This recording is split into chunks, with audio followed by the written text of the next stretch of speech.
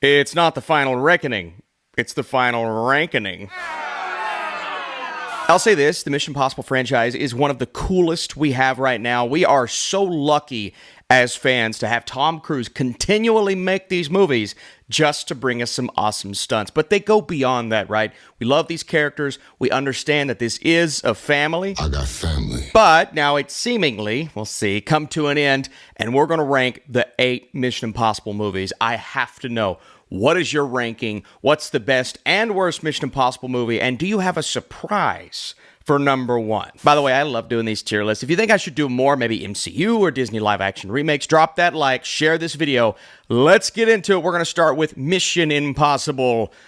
Well, that one. Should you or any member of your IM force be caught or killed, the Secretary will disavow all knowledge of your actions. So first, the OG, the one that started it all, Brian De Palma and Tom Cruise, bringing us a shocking opening. I mean, the beginning of that very first Mission Impossible movie had me floored because I did not expect that. And I watched this years after it came out in theaters, and I'm still shocked because, first of all, I had no clue that was coming. Second of all, where did it go from here? His team is dead. And it really sets the stage for how Tom Cruise feels about his teammates later on in the franchise. I mean, 8 movies later, the guy considers these people family. Well, I think a part of that is losing his crew like this in such a horrible way in this first movie set the stage, set the standard for what this franchise was going to do moving forward, even though the sequels later on feel drastically different than this Mission Impossible. Now, there is a uniqueness to this movie that I don't know if the other Mission Impossibles are able to carry forward. De Palma's style, from the camera angles, the filmmaking, the editing as a whole, I feel like a lot of people really love this first film and what it brings to the table, and I thoroughly enjoy it. I feel as if the script does outdo the way that the film is paced, the way that it's put together. It has some of those cliches and conventions that inevitably the sequels find their way out of and then just go on this crazy run for 3 or 4 movies. This first movie has those, and although it does inject a sense of shock into the beginning, and this plot does have a mystery element to it that will keep you on your toes if it's your first time watching, kept me on my toes.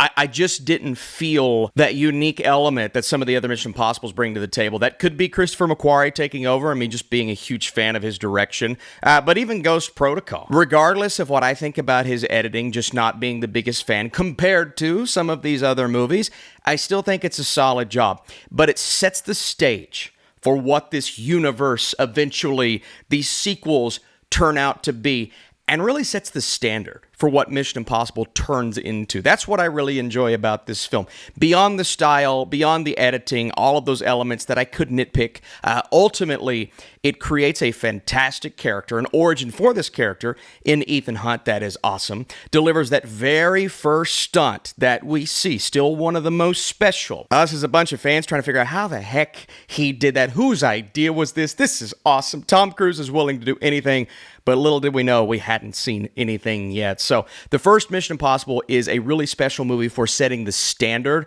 but ultimately, I don't know if it reaches the heights of some of the other films in the franchise. And so I'm still going Mission Impossible on the B tier. I thoroughly enjoy this one. It sets the stage and sets the standard.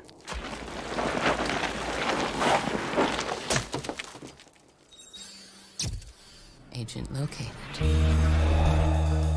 Mission Impossible 2 with John Woo stopping this bioweapon from getting out there to the public. You've got Luther, you've got a couple of elements that worked really well in the first that carry over, but most importantly, it's Ethan Hunt with long hair that he brings back later on. Look how hot this guy is. But this time, Ethan is at the center of an international crisis, and he's got to go to different parts of the world, mostly on a motorcycle, with these crazy John Woo-isms. John Woo is an incredible action director. If you just watch certain movies that he directs from that standpoint, I mean, the guy directed Face Off. Like, what's not to love about John Woo?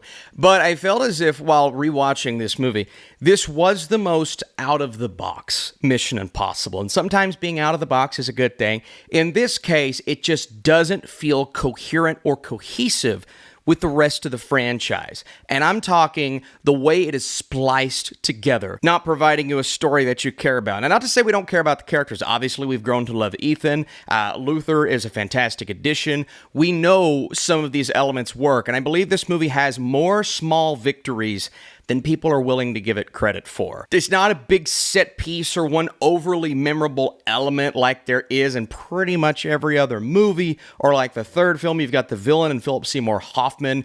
This film's villain and that side of things, it's just not very memorable, and I think that's the biggest issue I have with Mission Impossible 2. I went back and watched it and just completely forgot about all of these elements, but when I start to think about it, all of these elements didn't need to happen. There's so much going on here that makes this one feel very jumbled. And some people are really going to appreciate the style. But the subtleties of the first film are missing. And this overly stylized look and feel to this movie make it feel so drastically different than the first. And then when you go on to watch the sequels, so drastically different than 3 through 8, to where I can't put this in the conversation of any of the other Mission Impossible movies. And frankly, if I didn't love these characters, I probably wouldn't watch it at all. I would just skip 2. I mean, obviously, Luther's important, and there are certain elements that even other films further down go back to, but ultimately, Mission Impossible 2, there's just way too much happening from a visual standpoint, from a story standpoint, and not enough of it is memorable. And that's why I'm going to throw Mission Impossible 2 on the D tier. Can't put it on F, because there are some nice small victories, but, you know. 5. You have a wife, a girlfriend? 4. 3. Whoever she is, I'm gonna find her. 2.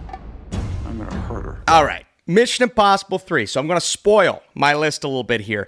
Ultimately, this one ends up a little further down the list, but it's one that I'm going to defend with my life because I feel like this one is overhated. It's not hated, just not loved enough, right? Philip Seymour Hoffman. It did not matter the project, the genre, the role. I mean, one of the best actors of our generation, but puts in a performance here, a villainous performance, talking about that one sequence that just blew the roof off the building the first time I watched it. And the movie opens up with this very intense standoff between the two. The ultimate hero, the ultimate villain, and then the idea of the rabbit's foot. And it didn't matter what the rabbit's foot was. Okay, that's not what was important. It was what spawned from the rabbit's foot. And oh my God, man, the intensity in those moments were incredible. The standoffs between Hoffman and Cruise, the sequence in the bathroom is still one of my favorites of any of the Mission Impossible movies. There's a lot of good bathroom sequences in Mission Impossible. What do you mean by that? There's other great faces in here, too, that we don't often see in Mission Impossible. Lawrence Fishburne, Kerry Russell, you've got Luther, you've got the ever-so-wonderful Simon Pegg. I can't believe we've not talked about him yet. But this is the first time, and obviously what happens to his old team in the first movie, that was devastating. But we didn't really know those characters. Like we got to know them for a second. We didn't know them, right?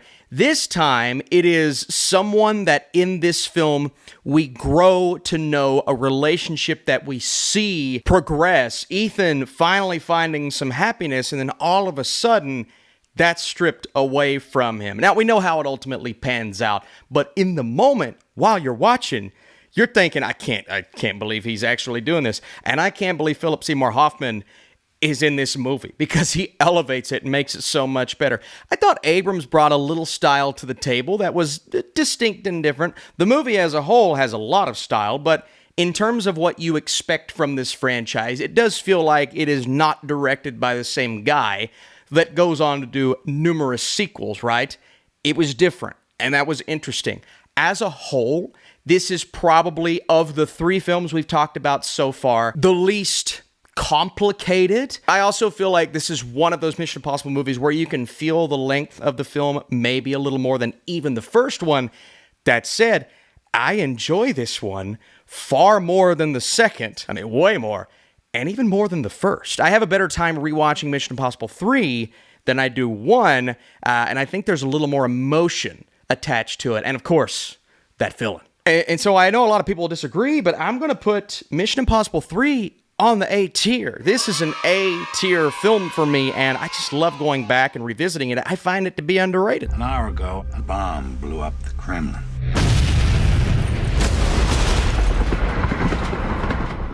president has initiated Ghost Protocol. Ghost Protocol, aka the one where he climbs on the Dubai Tower. That's what everyone remembers from this movie. And it was amazing.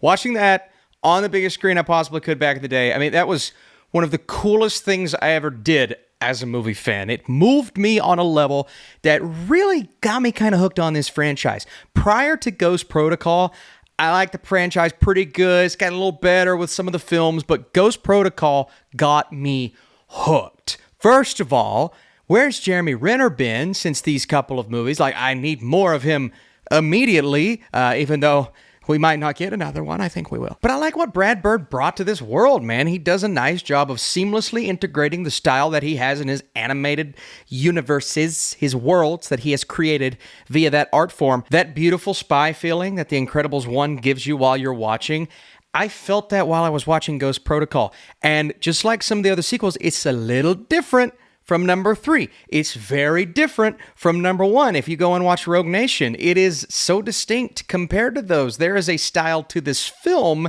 that I thoroughly enjoyed. Now, obviously, go back to Dubai.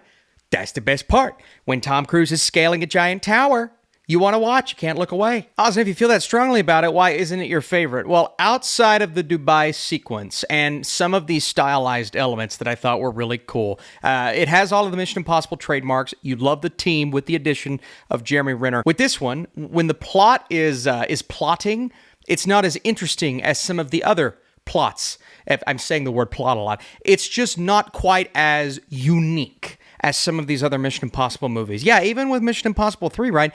The rabbit's foot. Okay, very cliche and generic, but there's an entire emotional connection on top of that. And then you've got a great villain with Philip Seymour Hoffman. I didn't really have those elements in Ghost Protocol, even though Ghost Protocol is far more unique with its set pieces and its spy elements. And so the story is possibly the biggest letdown of Ghost Protocol. I didn't mind it at all, to be honest with you, but where we inevitably lead, it doesn't hold a candle to the sequence that comes earlier on in the movie. Now, with all that out of the way, I still enjoy rewatching this. It's utterly rewatchable, even compared to some of the other sequels, and I really like the dynamic between some of the characters in this one. So all in all, it's great. I'm going to put it on that A tier right next to number 3. 3 and 4 are both great. Now, Specialist without equal, immune to any countermeasures. Mission Impossible 5. I did not know much about Christopher McQuarrie. I didn't understand the greatness that he was going to bring to the table with this franchise.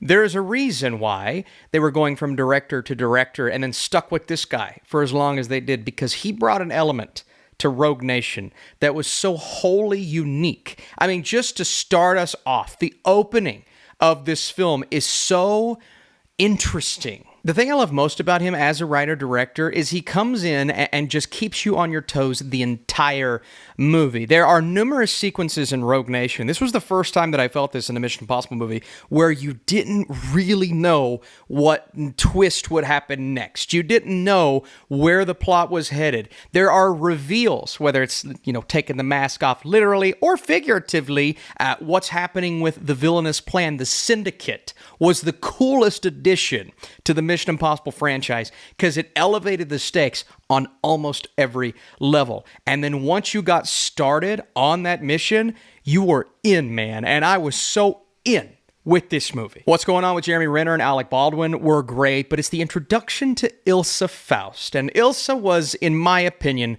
the best energy injection that this franchise received and really needed at the time. It needed something else at play, and it got even more of a boost with Henry Cavill in the next one. But Faust is so good. It's also the introduction to, and look, Philip Seymour Hoffman, the performance, amazing. The villain was so intimidating.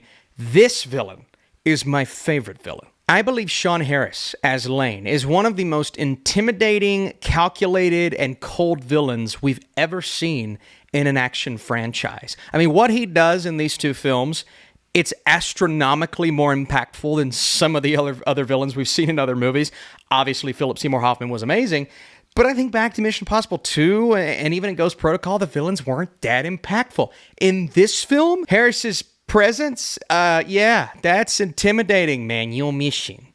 if you should choose to accept it. And obviously not without its iconic stunts. Obviously the big one in the beginning where he's strapped on the side of and it's just taken off and you're like, how is he doing that? But what I love about the Macquarie films is it's all throughout these movies. It's not just one big Dubai sequence. It's not just the hanging scene from the first Mission Impossible. It's all throughout each and every one of his movies. And that's why they all have this, impactful intensity that you just can't really get in a lot of modern action movies. And it's all throughout the entire film. Rogue Nation may just have the most sprinkled in there, the one at the beginning, obviously, but I love this film. I think this is the one that doesn't get talked about the most that I believe deserves to get talked about, maybe more than any other sequel, because it set us off on a brand new path while keeping insanely awesome elements that we know and love. So I'm going to put Rogue Nation on the S tier. This is an S tier movie, folks. It has everything you want. Your mission. Should you choose to accept it.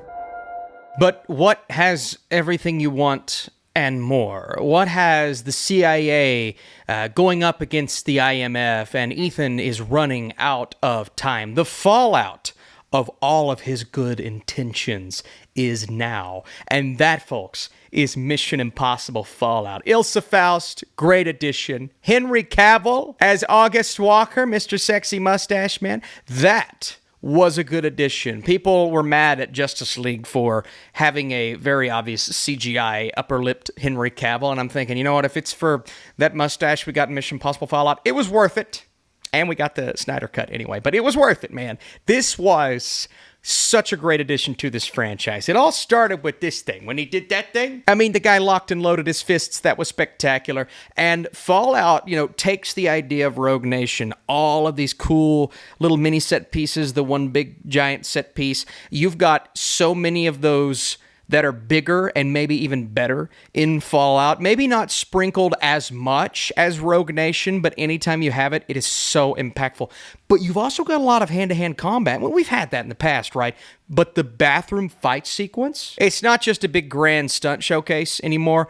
We're throwing people through glass mirrors. We've got an amazing hand-to-hand action sequence that lives up to the hype from that trailer. By the way, the trailer for Fallout is one of the greatest I've ever seen, but surpasses all expectations. Simon Pegg throughout every single film continues to get better with his performance, and there's such a special bond between he and Ethan. You really felt that here. Michelle Monaghan, yes, please. I loved having her in the finale here. Vanessa Kirby adds a nice little element to this movie, and there's just so much within the plot that works. So Fallout is not only an amazing stunt showcase, some great hand-to-hand combat sequences, an awesome addition in Henry Cavill and Angela Bassett, but you've got a story. Reveals here and there, we're taking off our masks, you never know who you can and can't trust, but ultimately, we end up in a great spot. Fallout kind of felt like the ending to all of this. It wasn't, but it worked. This is an easy and obvious S tier, one of the greatest spy movies of my generation.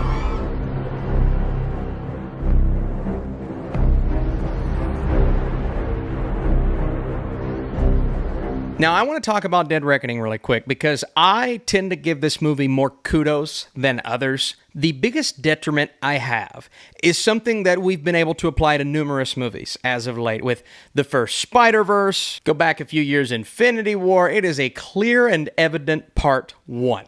And this is one of those part ones that kind of leaves the door open a little too wide. You get satisfaction by the end with what's happening to all of our characters and the huge train sequence. That's one of those big set pieces you're always going to remember. That was absolutely epic. Obviously, it wasn't the sequence in this film. That's when he's jumping off of the bike, which was also great. Now, I will say with that one, it was built up so much in the marketing. That's one of those very few Mission Impossible stunts that was really cool when I saw it. It wasn't as impactful as Dubai. It wasn't as impactful to me as the Rogue Nation stunt. I just didn't feel it like I felt other ones, some of the big set pieces in Fallout, but it was still really cool, right? But Dead Reckoning has this stigma to it that it's just such a clear part one. Other than that, I was so satisfied with this journey. Like, The sequence in the beginning where he's walking through the airport. You've got Benji and Luther in your ear. We are meeting Haley Atwell's character for the first time. Some other characters involved there. Some new characters that carry over into this final film. It really all comes together in an incredible way. And that's one of the most edge of your seat scenes and sequences I've seen in a Mission Impossible movie. Genuinely. And then you've got, okay, Gabriel is now a threat. Now, what I'll say about Gabriel, the entity itself is a really good villain. Gabriel, he's fine. I like the ghosts of Tom Cruise or Ethan Hunt's past coming into play here, especially in Final Reckoning. But I don't know if he had the same impact as some of the other, like Sean Harris's character. Not nearly as much. And then you got some things being introduced with the submarine that don't really come into play in Dead Reckoning. That's a Final Reckoning thing. We got to save that for part 2. Ultimately, those could have been its undoing. But like a Harry Potter and the Deathly Hallows Part 1, which is, funny enough, one of my favorites in that franchise. And I don't see it cracking a lot of top 4s, top 5s. That is, maybe it's something about me where I love a good Part 1. Infinity War is my favorite MCU movie. I love a film that sets things off beautifully and sets up a payoff. I'm going to shock a lot of people and put Dead Reckoning on the S tier. That's right, I'm different. This can't all be true. And finally, well, maybe not. We'll see what happens. The Final Reckoning, I liked it. I did. Look, it has its issues narratively. This is probably the sloppiest story since Part 2. Ghost Protocol, had some things about it that didn't quite come together, but it had the massive set piece. It had the great character interactions. And this has a lot of that, right? Some of the coolest big budget, and I say big budget, the budget here is like $400 million. So ain't no way they're going to make their money back. But big budget action set pieces I've ever seen. And I want to highlight Tom Cruise. This is, obviously every movie, his performance is great. He is the reason why these work so well. His commitment to the stunt work, and that's part of what got us an Oscar in 2027 for stunt work, man. That is a thing partially because of these films. And you've got other franchises as well, but Tom Cruise is a big part of that. He is so good in these. He's good in all of them. But this film, he's got to carry a lot on his shoulders. He's got to do this one last time, right? And that's kind of the motto going in. But they're trying to inject so much into this movie. They're doing callbacks to Mission Impossible 3 and possibly undoing the rabbit's foot and some things going on in the first movie. And every now and then we'll get a little highlight sequence. It feels like a clip show where they're just showing us old clips of old movies. And I'm like, I don't know if you need to do that. It's not really necessary for a movie like this. And you're adding to an already lengthy runtime. These movies are long. That's fine. I've never had an issue with the runtimes before these last 2 movies, but especially with Final Reckoning, this feels like the longest Mission Impossible movie. And I think it is, or at least close. But you really start to feel that, man. And I think that's just because they were trying to do so much with the story, so much that didn't need to be done. You could have simplified this in a big way and still kept those 2 amazing set pieces. The underwater sequence is magnificent. Watching that on a big IMAX screen was phenomenal. And then the plane. Man, Tom Cruise hanging off a plane, and you're going over to this other story. What's happening with Benji is you're having heart palpitations. You're like, I don't know if I can do this again. Because we already went through a really sad death earlier in the film. And I'm not going to say it on the off chance you haven't watched it. But now Benji's like, what? Don't do this to me. And so I was interested. The last hour is amazing when we're cutting from that to the plane. But a lot of this movie takes place in a series of caves or caverns. And so we're not on the outside like we are in some of the other films. And I do miss that, right? You've got Fallout with the big motorcycle chases in all of the movies, to be honest with you. But I didn't like feeling that claustrophobic feeling as much in a Mission Impossible movie. And then all of the things happening, the entity, what the entity is doing. You've got to go here to stop this. You got Angela Bassett as president. You've got Holt McElhaney. It's a lot of characters, a lot of story, a lot of plot. There's a lot you have to bring together and bring home here. And I get it. That's a tough outing for any final quotes film in a franchise. And it does ultimately pull it off. It just doesn't pull it off as effortlessly as some of the other films have that are just as complicated in certain ways. And so I did feel that with The Final Reckoning, and because of that, I'm not as high on it as I am most other sequels, but I still enjoyed it. I still had a good time in the theater. It's hard to hate these movies. It really is. And if you're a fan of this franchise, you're going to have fun. You may have your issues, but you're going to have fun. And I had fun. That's why I'm putting it on the B tier, right next to number 1. Again, folks, if you like these tier lists, let me know that down below. Drop those likes, share this video for more tier lists, and we might do one, I don't know, next week. At the bottom, yes, very clearly, Mission Impossible 2 is the only one that I don't really like in the franchise, and that's unfortunate. Man, this is tough. On the B tier, I'm going to stress a lot of people out, putting the OG one spot below The Final Reckoning. And I'm sorry, I mean, there's just something about McQuarrie's direction. As flawed as the new one's plot is, it is such a masterclass showcase of set pieces and stunts. And again, I didn't see the first one in the theater, so I don't have that same feel for it that a lot of people have, that same nostalgia, because I didn't really get into these movies until later on in the franchise. It's good. It set the stage. I just don't like the style as much. On the A tier, this is tough too. I give Mission Impossible 3 a lot more credit than a lot of people. And Ghost Protocol is such a spectacular theatrical experience and utterly rewatchable. Like, there are so many moments in that film that I go back to. I'm like, oh, that's fun. Oh, Benji's great. I love Jeremy Renner. So because of that rewatchability, I'm going to say Ghost Protocol is slightly above Mission Impossible 3, but I've got to give Philip Seymour Hoffman his kudos for being one of the best villains. On the S tier, oh man, these are the 3. I mean, these are the ones for me that I just love so much. I'm going to keep Dead Reckoning in the 3 spot. I'm going to put Rogue Nation in the 2 spot. And number 1, you knew it was coming. My only pure 5 out of 5, 100%, is Mission Impossible Fallout, one of the greatest action movies of all time. I strongly believe that. But all of these films, except for the second, are worth it. This franchise is worth it. If you've never seen Mission Impossible, make it your mission to go and check it out. And thanks for tuning into this tier list. All right, we're going to talk new movies. Karate Kid Legends. I got my review tomorrow.